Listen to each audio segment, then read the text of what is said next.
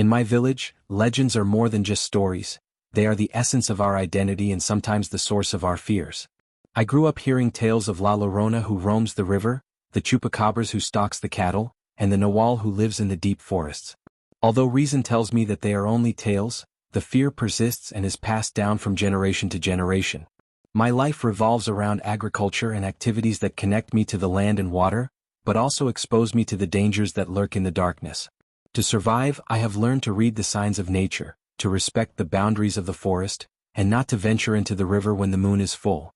Myths have transformed our village in subtle but profound ways.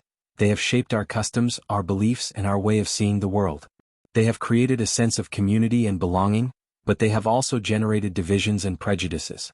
One of these legends was that an old rumor in the town of San Isidro said that the lands of the La Tierra Negra farm were cursed. It was said that there, centuries ago, the conquistadors had buried a treasure stolen from the indigenous people, but with it they had also sealed their own doom. The natives, before being annihilated, performed a dark ritual on the cursed land, where they would desecrate it years later. When the farm was inherited by the Suarez brothers, they decided to exploit it without paying attention to the warnings. Shortly after beginning the excavations to expand the land, misfortune fell upon them. First the cattle died inexplicably. They found them with empty eyes and skin dry as old leather. Then one of the EP disappeared in the early morning, and when they found him, his body was buried up to his waist in the earth. His face was frozen with an expression of absolute terror. The rumors grew and fear settled among the day laborers. However, the brothers, caught up in ambition, hired a team of. The excavation to find the supposed treasure ended day and night until they found something. They found gold vessels, ancient weapons, and human remains that seemed twisted by indescribable pain. That night, a sinister storm broke out over the farm. Inhuman screams were heard in the winds and the shadows seemed to take on a life of their own. The workers fled in terror, but the Suarez brothers remained determined to defend their find. The next morning no one found them, only their torn clothes were there, and a trail of blood that sank into the earth as if something had dragged them to hell itself. Since then no one has dared to step on the land. It is said that on nights of the new moon a whisper can be heard coming from the ground, and that the daring ones who approach the ruin feel the earth tremble beneath their feet, perhaps hungry, waiting for its next victim.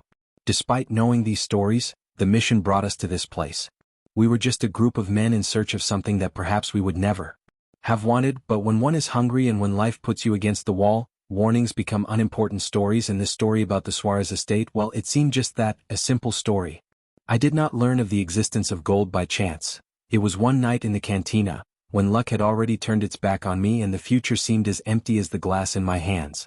The candle flickered on the table in a corner, and in front of me, a muleteer with a weathered face and calloused hands drank slowly, as if in each sip, he brought with him a memory. I tell you, boy, that Gabriel did not find fortune working, he said suddenly with a rough voice. He took the road to La Noria, there in the ruins of the Suarez, and they say he returned with his pockets full. I asked him to speak clearly and he looked at me for a moment, as if considering whether he should continue. But in the end the alcohol and the desire to tell a story were stronger. They say he went alone in the early morning looking for who knows what, but he found something that others had not seen and did not dare to touch. Gold coins scattered on the ground. There were not many, but they were enough to change his life. The muleteer took another drink and smiled sideways, and look, now he bought a house in the next town, a house made of material with a good roof and iron door. Where do you think he got all that from?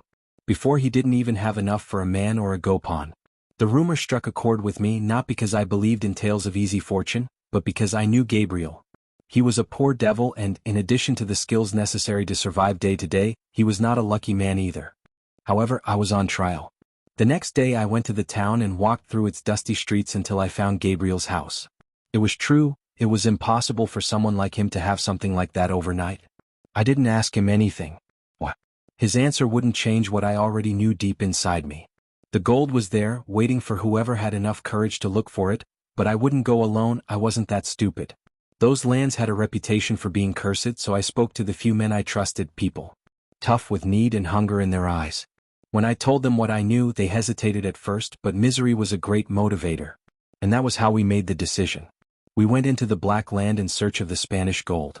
The first days in those lands were hard. Hills, treacherous roads, and a silence that was only broken by the wind and the creaking of our own footsteps. We set up camp on a highway near where the old hacienda was said to have been. During the day we were guided by the markings on the strange rocks, formations that seemed to indicate a direction. We dug around hoping to find something and slept there, but at night something changed. The first to notice something strange was Alfaro, the youngest of us. At first he only said he had nightmares, then he began to wake up startled, his face disfigured and his body covered in dirt. "Something is pulling me," he told us with a trembling voice, and we didn't believe him, or maybe we didn't want to believe him, but one morning we woke up. Alfaro wasn't in his sleeping bag. We found him almost 50 meters from the camp, lying in the wet grass with scratches on his arms and his feet covered in mud. "I didn't walk here, I swear, something brought me here," he stammered with watery eyes. It was then that some began to get really scared. 2 of us decided to leave at dawn. They said that money was not worth enough to lose one's life or reason in those cursed lands. But those of us who stayed felt that the treasure was close. There were signs. Those strange rocks seemed to form a path, and although the path pierced our bones, we did not stop. We were in the areas where the ground seemed to have been disturbed for a long time. We searched among twisted roots and old stones, but the presence was still there. We did not see it, but we felt it. The nights became longer and the voices became clearer. And at the lighthouse he no longer slept. He sat, hugging his legs, trembling like a lost child. "Nas is watching us, he is waiting for us to find him," he said one night. We did not know what he really meant, but something in his voice froze our blood, and then it happened. The worst. When I opened my eyes that morning, I felt the air different, heavier, colder. It did not take long for me to notice that someone was missing. We looked at each other with a hollow feeling in our stomachs before we started looking for it. It was Inatso who found it. Good God, we ran over and there it was, the lighthouse half buried in the black earth, as if the same curse had swallowed it up to the waist. His arms were stiff, his hands clenched like claws, trying to hold on to something that was no longer there, and his face was a mask of death. His eyes were wide open, crystallized by terror, his mouth deformed in a silent scream. He looked like he had seen something that killed him before even touching it. No one saw anything, no one heard anything. Fear enveloped us like a plague, and some cursed and others crossed themselves. Ignacio said it was a tense thing that we should get out. The decision was quick for most. They gathered their things and looked back, hearing as if death itself was on their heels, but not me. I didn't. I couldn't leave, not after I had arrived. Not so far away. After having bet all this madness, misery awaited me outside, but here there was still a chance. So, although my hands trembled and horror tightened my chest, I decided to stay. My compadre, who was the only one who wanted to stay, and I buried the lighthouse with the little dignity we could give it. We ended up in the ground, feeling each shovelful as if we were giving more of our own destinies. There were no words or prayers, just the sound of the shovel and our hurried breaths, and then it began. That same afternoon, when the night began and darkness invaded everything, we heard distant voices that seemed to come from under the ground. They were calling us, cursing.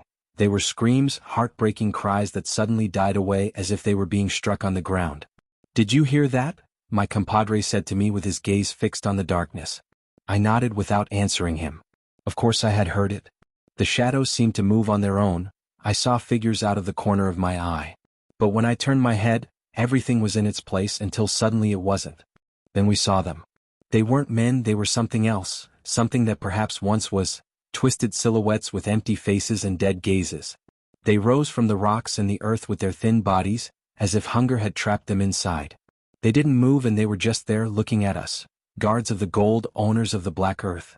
I felt the cold of death embrace me, and at that moment I knew that it wouldn't let us leave alive. We ran as if hell itself was chasing us, the black earth. It wasn't just a cursed land anymore, it was alive, it writhed and breathed with a cold breath that burned our skin. We felt the ghosts behind us, lurking, speaking in a language we weren't supposed to understand, but the worst part was when my friend fell.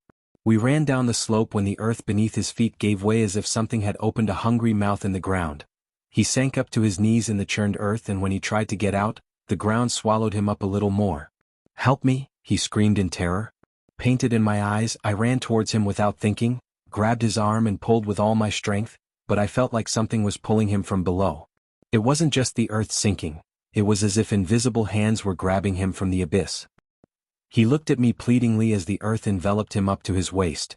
"Don't let me go, friend, don't let me die here." I pulled, but it was useless. His fingers dug into my wrist in desperation, his nails tore my skin and his eyes were full of tears and terror, and then I saw his face changing. I don't know what he saw behind me, but his gaze was filled with pure terror. The earth took him up to his chest and then up to his neck. His hands were the last to disappear and I couldn't do anything else for him. The silence fell like a stone, but I wasn't alone. I felt it before I saw them in front of me. They emerged from the mist. There were the ghosts, deformed figures, vacant faces with empty gazes. It was death itself incarnate, and they were not going to have mercy on me. I stood, paralyzed, and I couldn't run, I couldn't scream, I could only feel the cold. My skin was coming back as it became curly and my bones turned to ice. And I knelt down with trembling hands. I pulled out the metal cross that hung from my neck. I held it tightly, clinging to the last shred of hope I had left. "Forgive me," I said with a broken voice. "Forgive me for desecrating these lands, for seeking what doesn't belong to me." The ghosts didn't move. And then something happened that I will never forget. One by one, those ghosts began to retreat. They did it without haste, as if they were accepting my. The voices of surrender faded into the mist, getting lost in the blackness of the field.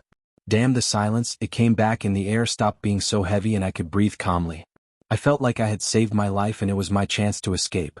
I ran without looking back, without thinking about anything other than getting out of that hell, and I did, but even though I escaped, I never left completely. The voices are still there. I hear them suddenly at night in all the dark corners of my house, in the sound of the wind when I try to sleep, because once it steps on the black earth, it never lets you go. In the end I survived, but there are worse fates than death. Now I am a wanderer, a man without a home or rest. I spend the nights in bars with a glass half full and a lost look. Sometimes I tell my story, which I want to hear, although yes, few people believe me.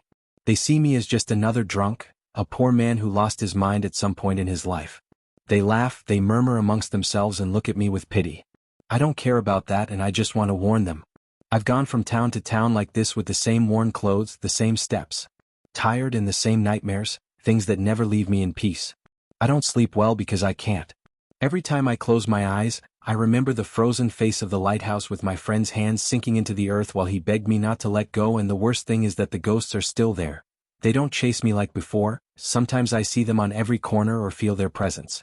They remind me that I'll never be able to escape completely. Sometimes, some curious boy sits next to me and, after listening to the story, he asks me if there really is gold in the black earth. Yes, I answer in a low voice, staring into the bottom of my bottle of cheap liquor, but I warn him that the price is extremely high.